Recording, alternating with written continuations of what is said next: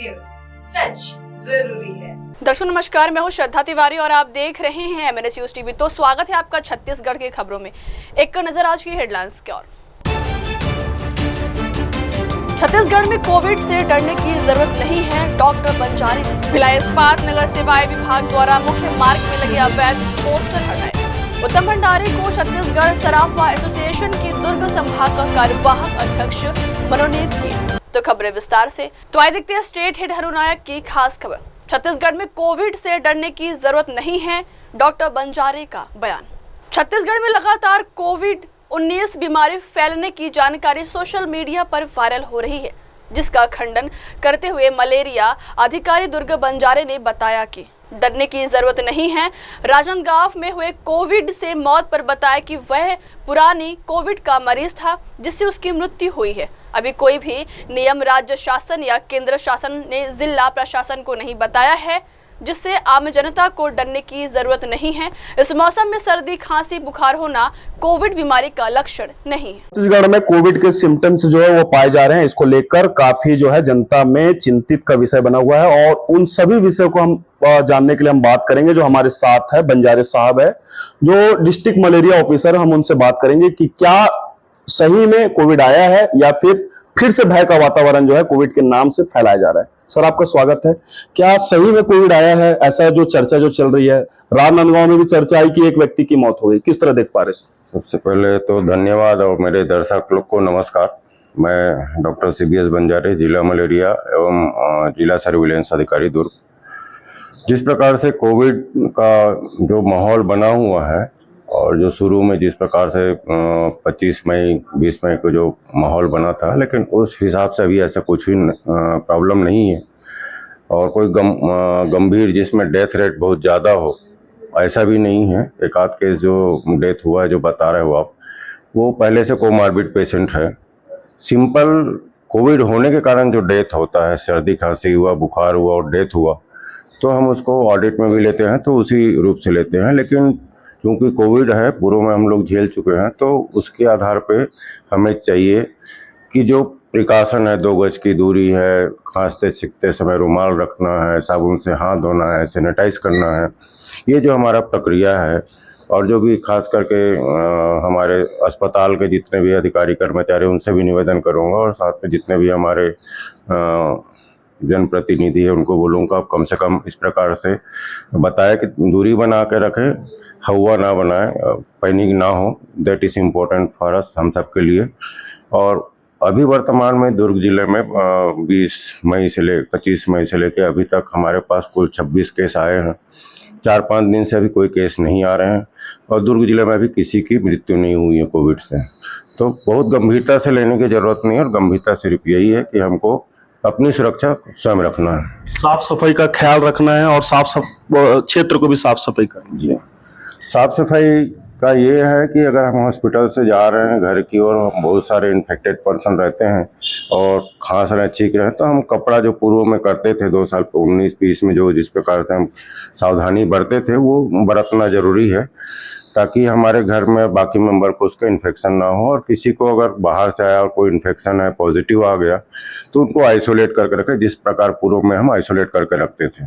Sir Covid का कोई expiry date होता होगा जो एक नियमित समय के लिए रहता होगा, ऐसा कुछ है क्या? नहीं, कोविड का ऐसा एक्सपायरी डेट नहीं है। सारी और LRI जो होता है, सर्दी खांसी, गले के नीचे जो सर्दी खांसी बुखार होता है, सेकेंड वेव थर्ड वेव जो चला था उसमें SpO2 ऑक्सीजन का कंसंट्रेशन कम होता था, तो उस चक्कर में बहुत डेथ हुआ था।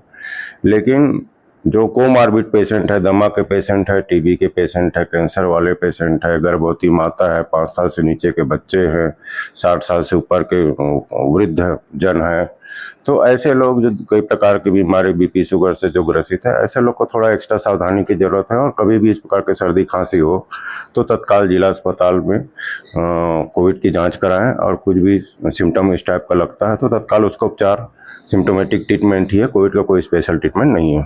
डॉक्टर साहब जैसे बताया जाता है कि जो बढ़ते हैं अगली खबर की ओर। भिलाई इस्पात नगर सेवाएं विभाग द्वारा मुख्य मार्ग में लगे अवैध पोस्टर्स हटाए।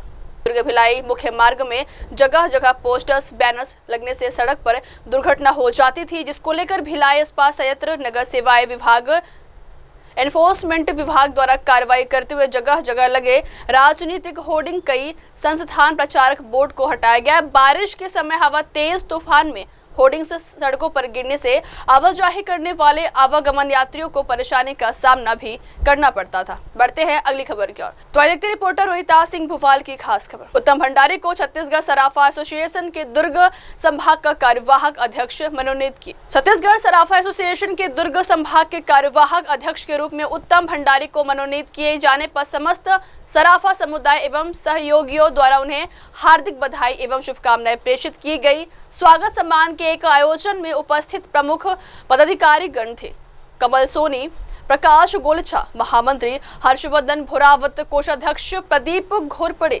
चेयरपर्सन संजय कानूंगा, कार्यवाहक अध्यक्ष छत्तीसगढ़ सराफा एसोसिएशन, वही विशेष सहयोगी सदस्यों की गरिमामय उपस्थिति रही। तो आइए सुनते हैं पदाधिकारी एवं सदस्यों ने क्या कहा।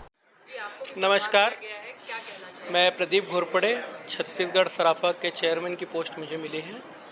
छत्तीसगढ़ सराफा के विस्तार के लिए हमारे अध्यक्ष कमल जी सोनी, जिन्होंने छत्तीसगढ़ सराफा को नए आयाम दिए हैं, उन्होंने छत्तीसगढ़ सराफा को बड़ी बड़ी दुकानों तक न सीमित रखते हुए छत्तीसगढ़ सराफा के बड़ी दुकानों से लेकर छोटे कारीगर तक की सोच अपनी बनाई है और उनको एक माला में एक मोती की माला बना के पिरोने का काम उन्होंने किया है, जिसके लिए हम उनका बहुत बहुत धन्यवाद और आभार करते हैं। हम अपेक्षा करते हैं कि छत्तीसगढ़ के सभी सदस्य एसोसिएशन छत्तीसगढ़ सराफा के साथ कंधे से कंधा मिला के चलेंगे और भविष्य में नए कीर्तिमान स्थापित करेंगे। धन्यवाद। मैं उत्तम भंडारी। हाँ, कमल भैया ने बहुत बड़ी जवाबदारी दी है, पूरी सोची चाहिए, उन्नत बढ़िया काम करूँ। व्यापारियों को मिलाने का, व्यापार बढ़ेगा। जवाबदारी दी गई है, इसके लिए आप किसका आभार व्यक्त करना चाहिए? छत्तीसगढ़ सराफा जीत और प्रदीप और संजय भैया, उत्तम भंडारी, छत्तीसगढ़ सराफा सारे का नियम।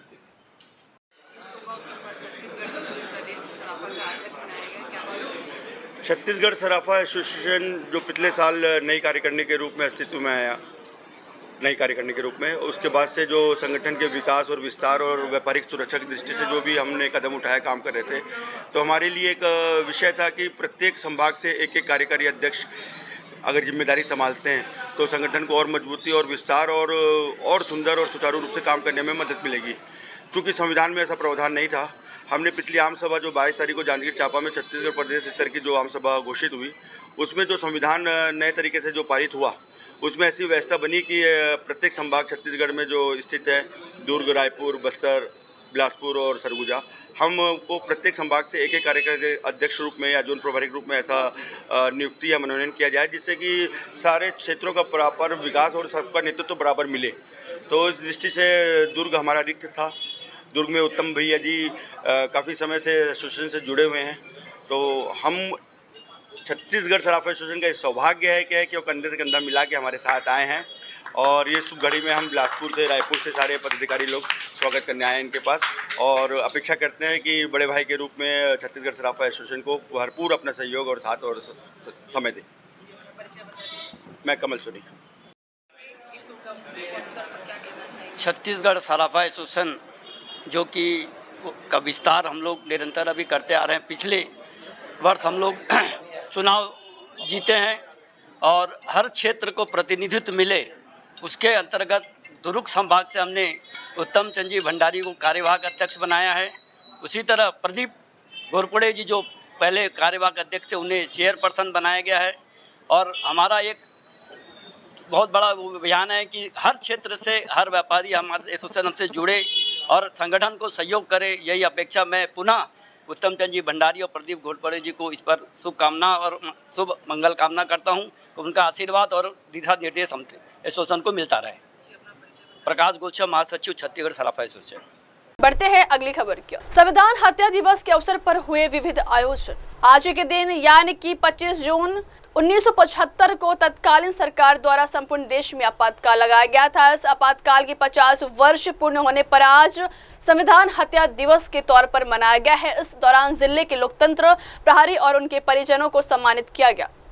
साथ ही आपातकाल पर परिचर्चा की गई। इस अवसर पर तिरंगा यात्रा निकाली गई और छायाचित्र प्रदर्शनी के माध्यम से 1975 काल के आपातकाल दौर को रेखांकित किया गया।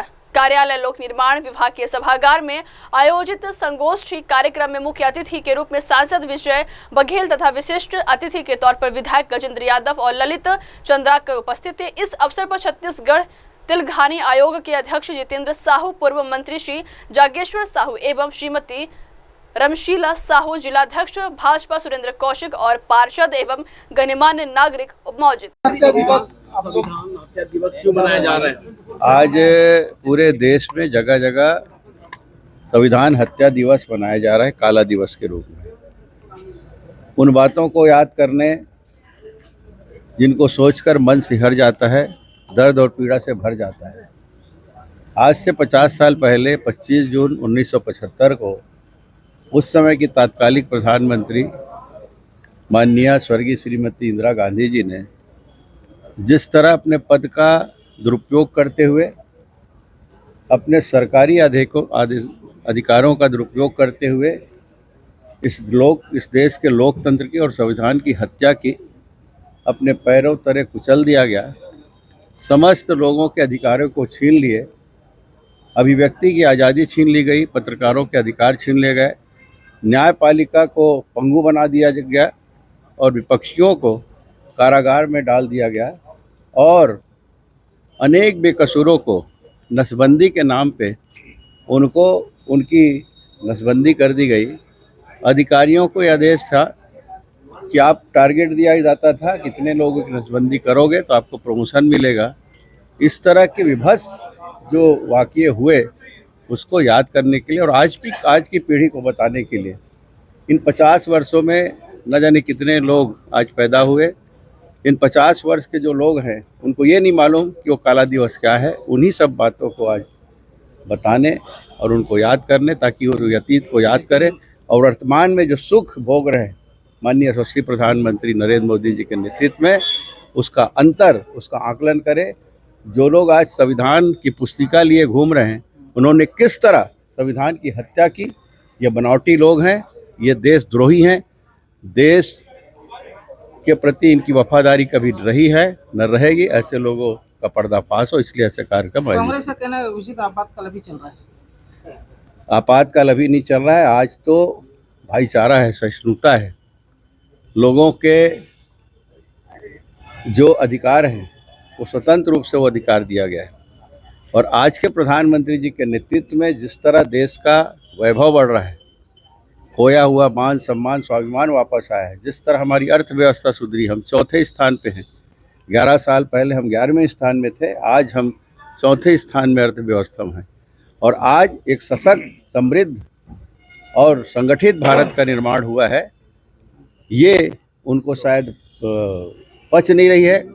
और जो लोग हमेशा से आदी रहे शासन प्रशासन में बैठने का और उसका दुरुपयोग करने का, उससे जनता ने उसको मुक्त कर दिया है। इसलिए पीड़ा और दर्द लिए हुए इस तरह के भ्रामक प्रचार कर रहे हैं। आज कांग्रेस विरोध कर रही है इस दिवस का, संविधान हत्या दिवस का। क्यों, आप क्या कहते हैं? कोई जनता उसके साथ है। चंद लोग आज घूम रहे हैं सड़कों पे, कोई पूछने वाला नहीं है उनको। और उन्हीं के साथ जो रहने वाले लोग हैं, जिन्होंने उस काल को देखा है, उनके परिवारजनों ने देखा, वही कोस रहे होंगे कि किस तरह वो दिन हमने देखा है, उसको वो खुद उनको कोस रहे होंगे। और आज जिस तरह ये बनावटीपना है, जनता इनको भूल चुकी है। जनता इनको अब कभी भी माफ़ नहीं करेगी, ये इनके कृत्यों से लग रहा है। बढ़ते हैं अगली खबर की ओर। नंदकट्टी में शाला प्रवेश उत्सव का आयोजन में शामिल हुए विधायक कुर्सेवाड़ा। शासकीय हाई स्कूल नंदकट्टी में शाला प्रवेश उत्सव का आयोजन किया गया है। इस अवसर पर 6 से 14 वर्ष के बच्चों को, जो पहली से 9वीं में प्रवेश कर रहे छात्रों का स्वागत किया गया। शासन द्वारा निःशुल्क गणवेश एवं पुस्तका का नव प्रवेश छात्रों को प्रदान किया गया एवं मिठाई वितरित किए गए, जिससे बच्चों में शिक्षा के प्रति रुचि बढ़े। कार्यक्रम के मुख्य अतिथि के रूप में अहिवारा की विधायक राजमहंत डोमनलाल कुर्सेवाड़ा ने विद्यार्थियों को उज्जवल भविष्य की शुभकामनाएं देते हुए कहा है कि बच्चे ही ही देश की नींव होती है। कार्यक्रम में प्रमुख रूप से जनपद पंचायत अध्यक्ष दुर्ग कुलेश्वरी देवांगन, जनपद सदस्य सुश्री प्रतिभा देवांगन, धनेश धनकर, सोहन वर्मा, शाला के प्रभारी प्राचार्य वर्षा देवांगन एवं शिक्षक गण व ग्रामवासी उपस्थित रहे। बढ़ते हैं अगली खबर की ओर। तो देखते रिपोर्टर संजय कुमार की खास खबर। सड़कें बनी मौत का रास्ता। बीते कुछ दिनों में शहर से लेकर ग्रामीण इलाकों तक कई घटनाएं सामने आई हैं, जिनमें सड़क पर विचरण कर रही गौवंश को तेज रफ्तार वाहनों ने कुचल दिया। स्थानीय लोगों का कहना है कि वाहन चालक न तो स्पीड लिमिट का पालन कर रहे हैं और न ही सड़क पर चल रहे पशुओं का ध्यान रख रहे हैं, जिसे लेकर अब प्रशासन और यातायात विभाग पर भी सवाल उठने लगे। बढ़ते हैं अगली खबर की ओर। राज्य में दर्दनाक सड़क हादसा, बाइक सवार युवक की मौके पर मौत। राजम थाना क्षेत्र से एक दर्दनाक सड़क हादसे की खबर सामने आ रही है। सड़क किनारे खड़े एक ट्रक के पीछे तेज रफ्तार बाइक जा घुसी, जिससे बाइक सवार की मौके पर ही मौत हो गई। मृतक की पहचान खेमचंद्र पटेल के रूप में हुई है। वह कुरुसकेरा स्थित ससुराल से धनेली की ओर जा रहा था। हादसे में बाइक बुरी तरह क्षतिग्रस्त हो गई है। स्थानीय लोगों ने लापरवाही से पार्क किए गए भारी वाहनों को हादसे का जिम्मेदार ठहराया। बढ़ते हैं अगली खबर की ओर। तो अधिकतर रिपोर्टर शहजादा की खास खबर। बालोद जिले में पुलिस ने की बड़ी कार्रवाई। बालोद जिले में पुलिस ने बड़ी कार्रवाई करते हुए कार्य का निरीक्षण करने गए डिप्टी रेंजर वनपाल और वन कर्मियों से मारपीट करने के मामले में 6 ग्रामीणों को गिरफ्तार जुडिशनल रिमांड पर जेल भेजा है। बतला दे 2 दिन पूर्व डोंडी परिक्षेत्र अंतर्गत ग्राम पेवारी में वन विभाग द्वारा शासन की महत्वाकांक्षी योजना के तहत भूजल स्तर को बढ़ाने मजदूरों से बनवाए जा रहे परकुलेशन टैंक वन विभाग के अधिकारी कर्मचारी निरीक्षण करने गए थे, जहां गांव के 50 से 60 अतिक्रमणकारियों ने उन पर लाठी डंडों से हमला कर डिप्टी रेंजर समेत 4 कर्मी घायल कर दिए थे। अपनी जान बचाकर भागे घायलों का सामुदायिक स्वास्थ्य केंद्र डोंडी में इलाज करा। नामजद और अन्य आरोपियों के खिलाफ थाने में रिपोर्ट दर्ज कराया गया था। डोंडी क्षेत्र में वनकर्मी सब मारती थी, क्या पूरा मामला है, किस तरह कार्रवाई की गई? डोंडी क्षेत्र में दिनांक 22 जून को वनकर्मी अपने स्टाफ के साथ गांव में गए हुए थे। वहां पे वो गश्ती के लिए गए हुए थे और साथ ही साथ एक पर्कुलेशन टैंक का काम चल रहा था, उसका निरीक्षण करने गए थे। तो इसी बीच कुछ ग्रामीण आए और उनसे मारपीट किया, जिससे कि 2-3 लोगों को चोटें आई थी। एक के पैर में भी काफ़ी चोट आई थी, जिसको हॉस्पिटल में मुलाजा कराया गया था। इसमें एफआईआर पंजीबद्ध करने के पश्चात 6 लोगों की गिरफ्तारी हो गई है और इसमें मामला की विवेचना की जा रही है। और कुछ लोगों के नाम अभी विवेचना जारी है, जैसे जैसे तथ्य सामने आते हैं उसके हिसाब से आगे कार्रवाई की जाएगी। बढ़ते हैं अगली खबर की ओर। अमलीपारा पुल पर भीषण हादसा। शहर के अमलीपारा पुल पर बुधवार की शाम एक दर्दनाक हादसा हो गया है। बोटीपार निवासी 38 वर्षीय मनोज वर्मा शराब के नशे में बाइक चलाते समय पुल के डिवाइडर से टकरा गए, जिससे उनका बायां पैर गंभीर रूप से जख्मी हो गया। हादसे के बाद मौके पर मौजूद लोगों ने तुरंत डायरेक्ट 108 एम्बुलेंस को सूचना दी। मनोज वर्मा को तत्काल सिविल अस्पताल खैरागढ़ ले जाया गया है, जहां डॉक्टरों ने पैर में गंभीर फ्रैक्चर की पुष्टि की। अब वक्त हो चला दर्शकों, तब तक के लिए देखते रहिएगा देश और दुनिया की तमाम बड़ी खबरें। धन्यवाद। हाय हेलो नमस्कार, मैं हूं पंकज विष्णु और आप देख रहे हैं MNS न्यूज। आप देख रहे हैं MNS न्यूज, सच जरूरी।